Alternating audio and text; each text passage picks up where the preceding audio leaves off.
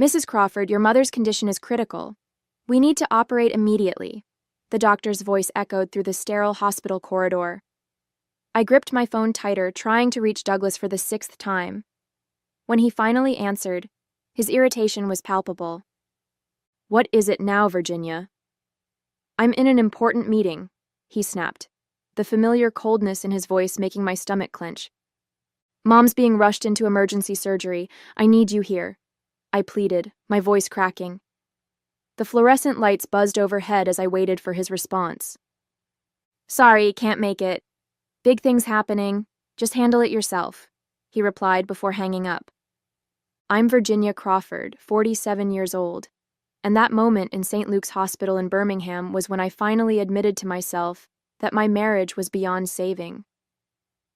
As I watched the nurses wheel my mother toward the ICU, memories of happier times flooded back. Summer afternoons in our family's Victorian estate, the scent of mother's roses wafting through open windows, father's warm laughter echoing through the ornate halls. That estate had been in our family for 4 generations. After father passed 3 years ago, mother and I inherited it together. The old house meant everything to us. Every creaking floorboard, every intricate molding told our family's story. Douglas used to understand that, or at least I thought he did. When we first married 15 years ago, he would spend weekends helping mother tend to her beloved garden. But somewhere along the way, my husband's heart turned as cold as marble. As I sat in the ICU waiting room, my phone buzzed with a text from Douglas. Secured my future. Just sold the estate. Leaving for Brazil tonight with someone who actually makes me happy. Goodbye. A strange calm washed over me as I read his message. What Douglas didn't know was that I had been watching his every move for months. My private investigator had kept me well informed of his schemes, including his affair with his young secretary and their plans to flee the country. I typed back a single word. Fascinating. Looking at my mother's fragile form through the ICU window, I felt a fierce determination rise within me. Douglas had no idea what was coming. Sometimes the best revenge is letting someone walk straight into the trap they set for themselves. Douglas wasn't always this way.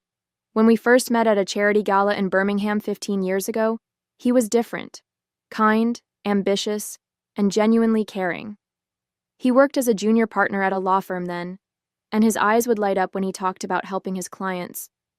I remember how he used to bring coffee to my father during long discussions about estate management, eager to learn and understand our family's legacy. The Victorian estate had been more than just a home to us. Built in 1887 by my great-grandfather, it stood as a testament to our family's history. Every Christmas, every celebration, every quiet Sunday afternoon was spent within those walls. I can still picture my grandmother sitting in her favorite corner of the library, telling me stories about the generations before us. Family isn't just about blood, Virginia, she would say, her eyes twinkling with wisdom. It's about trust and protecting what matters most. The changes in Douglas were subtle at first. About 5 years ago, he started spending more time at the office, coming home later and later. When my father passed away 3 years ago, something shifted in him completely. He began questioning every financial decision I made, insisting on having more control over the estate's affairs. I noticed small things missing from the house: antique pieces, family jewelry, items he claimed were just being appraised. 2 months ago, I found receipts for a luxury condo in Rio de Janeiro in his email. That's when I hired Juliana, the private investigator. Your husband's been meeting with various potential buyers, she reported last week. He's been showing them forged documents claiming full ownership of the estate. The irony of it all would have made me laugh if it weren't so painful. Douglas had spent years trying to gain control of the estate, not knowing that my grandmother had placed it in an irrevocable trust long before he entered our lives. She had seen similar situations unfold in other wealthy families and had taken steps to protect our legacy. My phone buzzed again with another message from Douglas. You'll thank me when you see how much I got for that old house. Time to move on. I tucked the phone away, my hand finding comfort in the worn leather of my grandmother's diary and my purse. Inside lay the truth that would soon shatter Douglas's plans completely. The ICU waiting room felt colder as night fell. My mother's surgery was taking longer than expected, and my nerves were fraying. That's when Juliana, my private investigator, called with news that made my blood run cold. "Virginia, I have something you need to see right away," she said, her voice urgent. "Can you check your email?" I opened the attachment she sent and my hands started shaking. There were dozens of photos. Douglas at expensive restaurants with his young secretary, Angela, shopping for jewelry at Tiffany's, and visiting high-end real estate offices. But what made my stomach lurch were the documents clearly visible in some of the photos. "He's been systematically emptying your personal accounts for months," Juliana explained. "The estate sale is just the final piece. He's already transferred most of your liquid assets to offshore accounts." I pulled up my banking app, and sure enough, my personal account showed a balance of just $842. The joint account we shared was completely empty. Tears stung my eyes as I realized he'd been planning this for months, maybe years. My phone buzzed with another text from Douglas. "By the way, I took care of those dusty old photo albums in the library. Nobody needs that sentimental junk anymore. The buyers want the house empty by next week." The photo albums.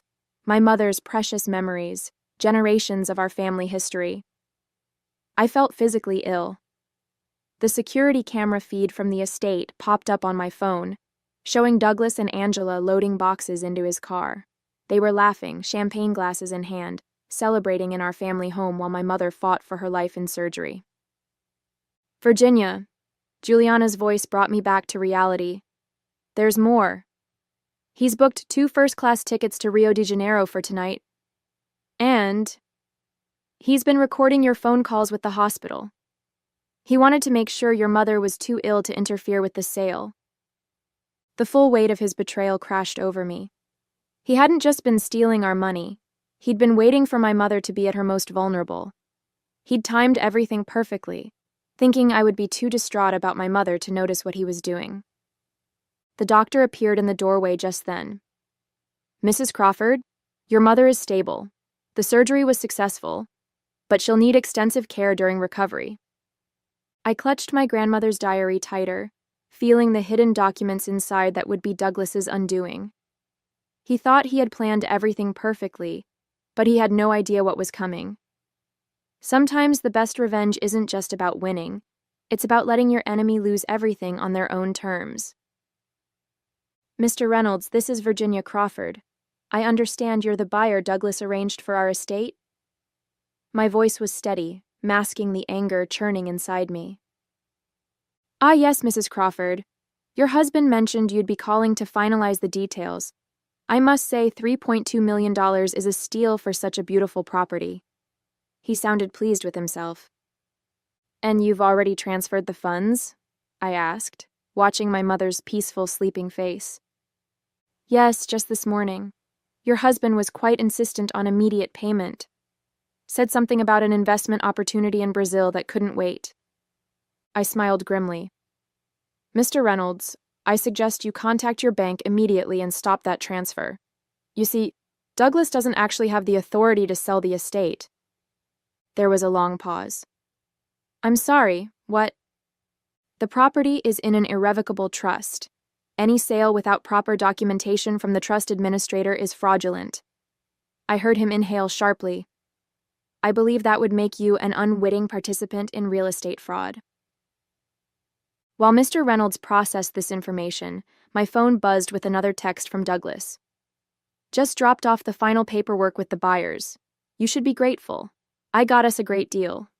Heading to the airport now with my real future." I turned my attention back to Mr. Reynolds, who was now sputtering about legal documentation. "Check your purchase agreement carefully," I advised. "I'm sure you'll find some irregularities. My husband can be creative with paperwork when it suits him." Just then, Juliana slipped into the hospital room, nodding to confirm that everything was in place. She handed me a folder containing copies of the trust documents and recent bank statements showing Douglas's systematic theft. "Mrs. Crawford," Mr. Reynolds's voice had taken on a panicked edge. "I've just reviewed the documentation. These signatures, they don't match the county records." "No, they wouldn't," I replied calmly. "I suggest you contact your lawyer immediately. The FBI is already involved, and they'll want to speak with you about your role in this transaction." As if on cue, my phone lit up with a call from Agent Sarah Martinez, who had been building a case against Douglas for the past month.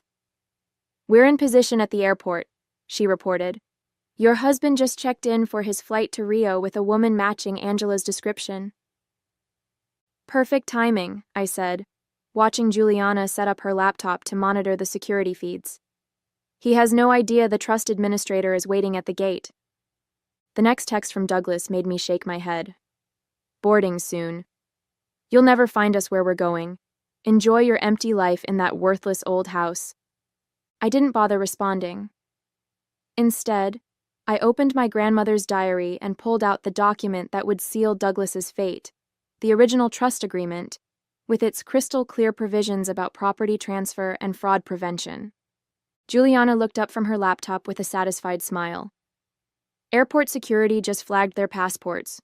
Want to watch the show?" Juliana's laptop screen showed the airport security feed as Douglas and Angela approached the international terminal. They looked confident, almost smug, pulling their expensive matching luggage. I noticed Angela wearing my mother's sapphire necklace, a family heirloom passed down for generations. "Mrs. Crawford," Agent Martinez's voice crackled through my phone, "we've discovered something disturbing. Your husband didn't just forge documents for the estate sale.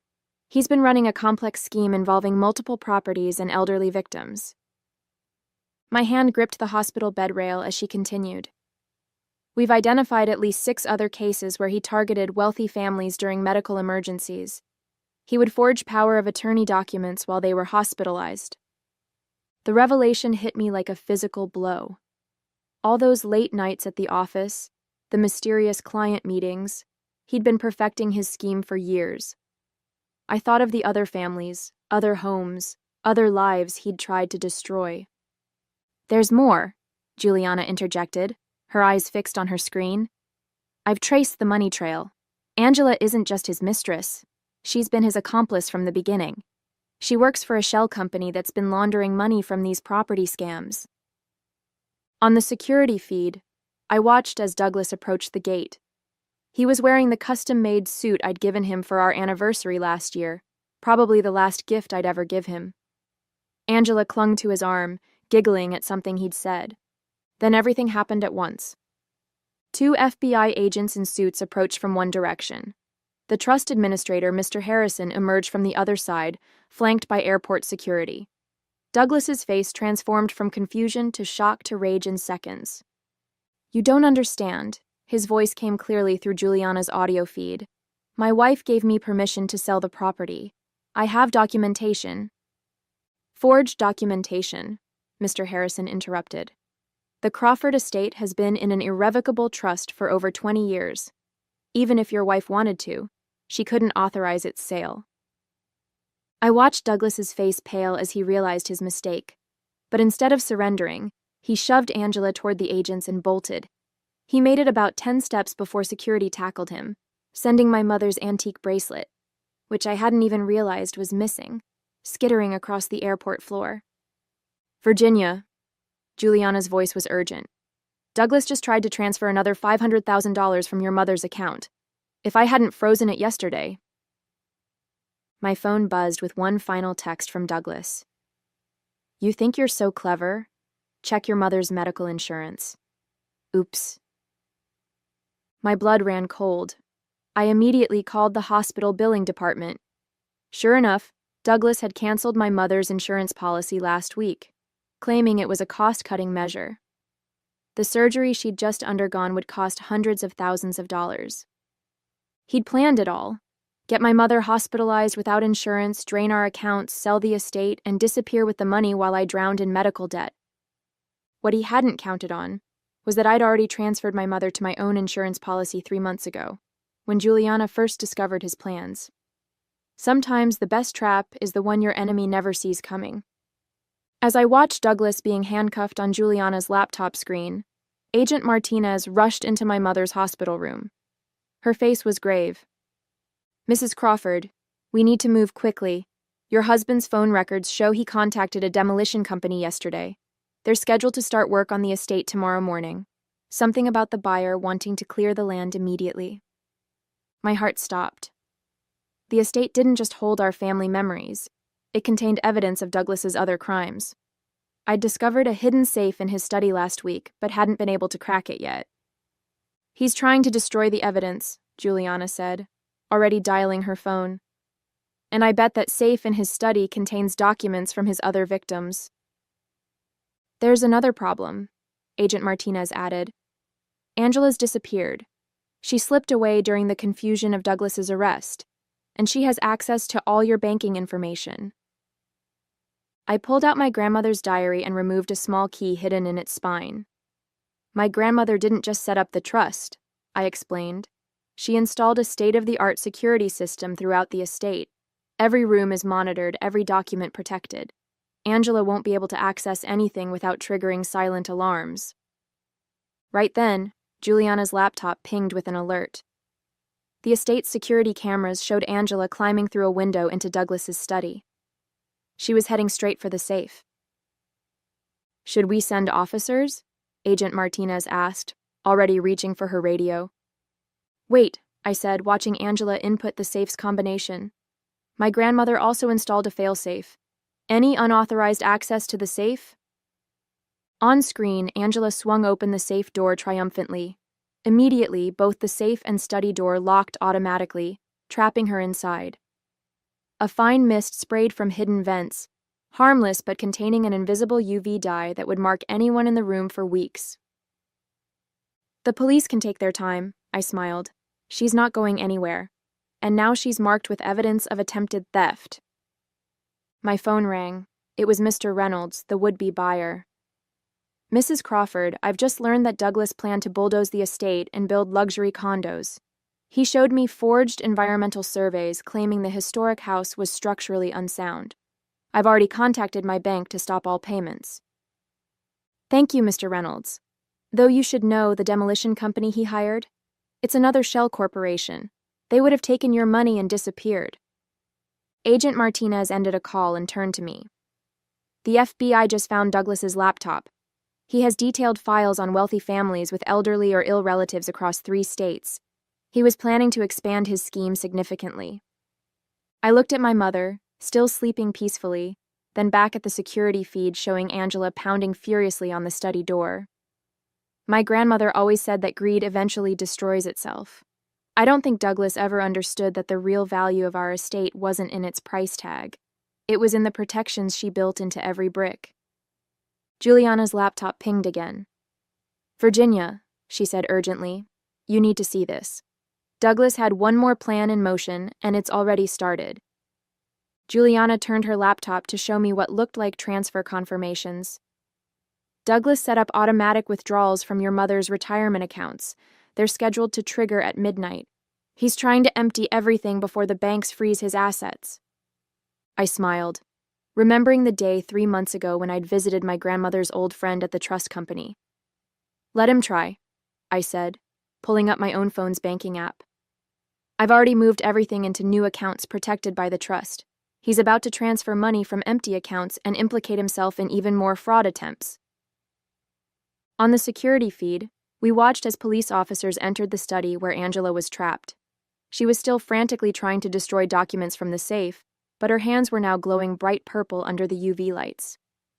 Mrs. Crawford, Agent Martinez said, reviewing the documents we'd found, this evidence isn't just about your estate. Douglas's files detail a scheme targeting dozens of families. We're looking at multiple counts of fraud, theft, and conspiracy. My mother stirred in her hospital bed, her eyes fluttering open. I squeezed her hand gently. Everything's okay, Mom. The estate is safe. Grandmother's plan worked perfectly. Of course it did, she whispered with a faint smile. Your grandmother always said the best trap is the one they walk into themselves. Agent Martinez's phone buzzed. They found Douglas's go bag in his car trunk. It contained passports, currency, and your grandmother's original will. He thought he had the only copy. I opened my grandmother's diary one last time and removed the real original will, safely preserved all these years. No, I said. He only had what we wanted him to find. 2 weeks later, I sat in the courthouse watching Douglas and Angela at their arraignment. Gone were their designer clothes and arrogant smiles, replaced by prison jumpsuits and defeated expressions. The prosecutor read out 37 charges of fraud, conspiracy, and attempted theft. Your Honor, Douglas's lawyer began, my client was simply trying to protect his wife's assets. That's not what the evidence shows, the prosecutor interrupted, holding up a thick folder.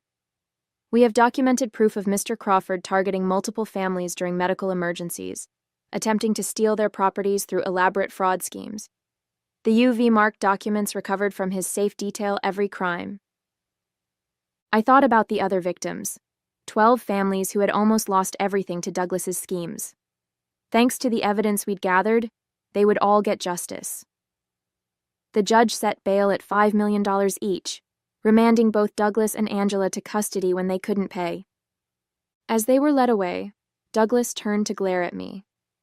I simply smiled and patted my grandmother's diary. He'd never understood that real wealth isn't about money. It's about family, legacy, and protecting what matters most.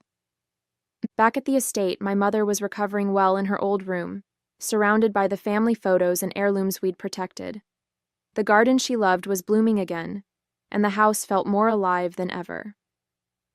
I sat in my grandmother's favorite chair in the library, feeling her wisdom surround me. Sometimes the greatest victory isn't in the fight, it's in preserving what truly matters while letting greed destroy itself.